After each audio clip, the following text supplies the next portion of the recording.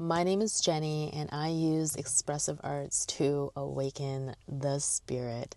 You're probably wondering, what does that mean? It's pretty subjective. So I'm going to try to share a story that highlights the moment of when I felt like I found art and the connection to my spirit, and how I have been able to shift my entire world to an old narrative to something new.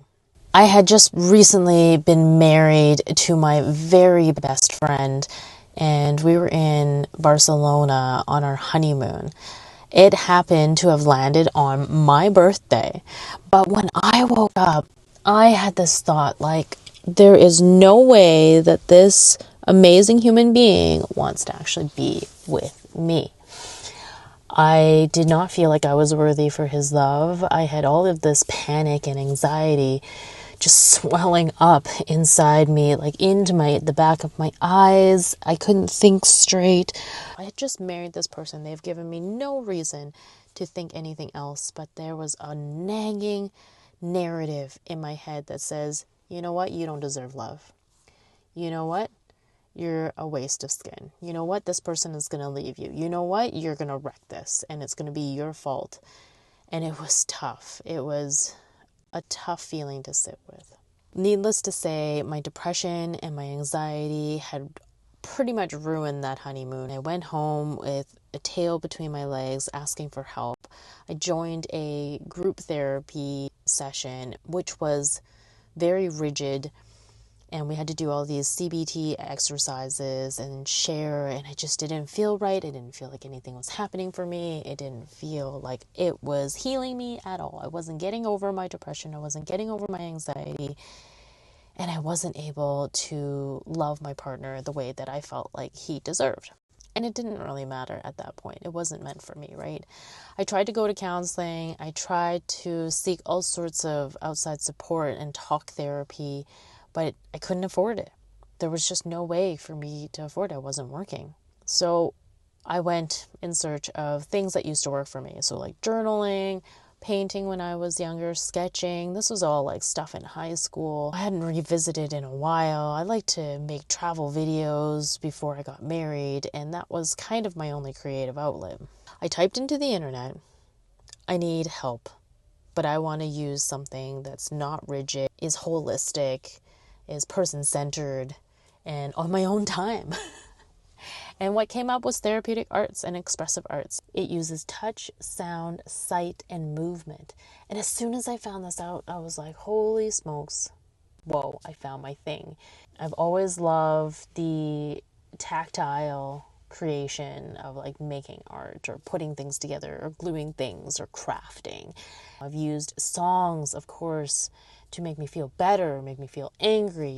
If I had to honor sacred rage, maybe I'd listen to some heavy metal.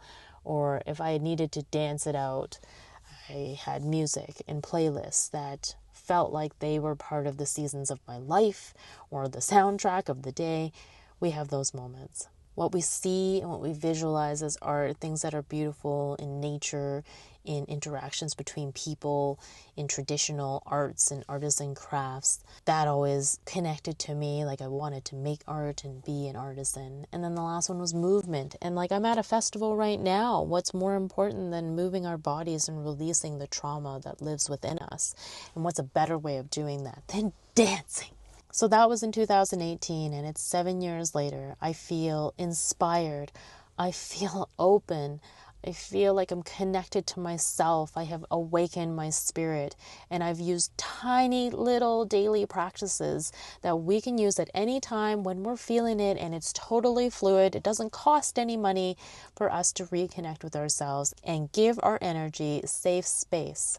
I live a more creative life now. I want to share what I have learned. I have been able to overcome that judgment, depression, anxiety, and reframe my old narratives, and most of all, let go of any rigid rules on how this is supposed to look like or feel like, and disregard the perfectionism and that nagging inner critic voice. Now, how have I done that? Well, I would love to share one small, quick tip that you can take today. It's one hand on your heart, one hand on your solar plexus. You can do reverse, whatever calls to you. I know some people like the feminine and masculine energy, but I'm just going to put my hand on my heart. I'm covering the mic. Put my hand over my heart and the rest of my solar plexus. And we'll sit back. We'll take a deep breath together. And release. What am I feeling in my body right now? I feel a tiny sense of urgency. And what is the truth to this matter? It's okay to feel urgent, and it's okay to feel. When I come from this from a non-judgmental and a compassionate space. And what we're really calling in here is just tenderness.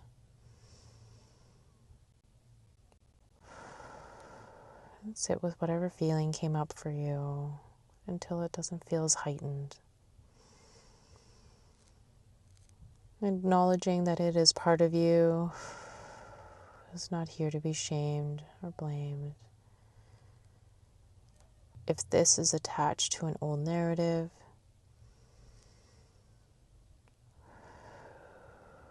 we can begin to bring awareness to it, which is the first step to go.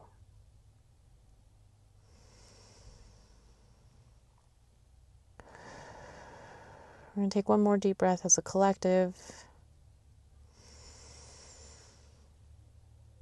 Sigh out, releasing it into this world. If your eyes were closed, feel free to flutter them open. And thank you so much for sitting in that practice with me. It's super quick. It can take just a minute. You can do it in your car. That's where I usually end up doing it. Or before I go into the house, before something big happens. It is a really beautiful way to ground into yourself, awaken your spirit, and come into the body. If any of this resonated with you, feel free to drop a comment, hit subscribe, and if you really liked it, there's a free PDF called Soul Story with some journal prompts and a little bit of info that I've put together for you. Thank you.